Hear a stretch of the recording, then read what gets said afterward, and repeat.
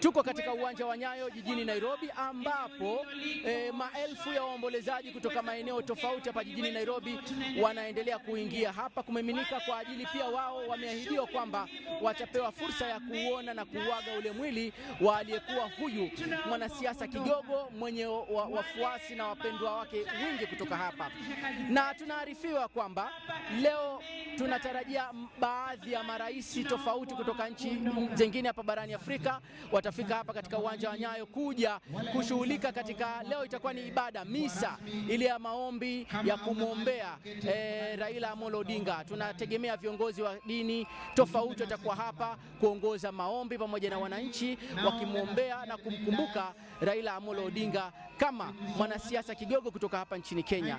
Na tunaarifiwa vile vile kutoka hapo pia mwili wa Raila Amolo Odinga utafikishwa katika nyumba yake, makazi yake rasmi hapa jijini Nairobi, eneo la Karen, ili familia, mke wake, watoto, ndugu, jamaa na marafiki wa maeneo yale wapate kuomboleza naye, na mwili huo utalala pale leo kwa maombi zaidi na pia kuagwa na familia. Kutoka uwanja wa Nyayo nitazidi kukuarifu yanayojiri kutoka hapa. Mimi naitwa Ahmed Bahaji na hii ni BBC.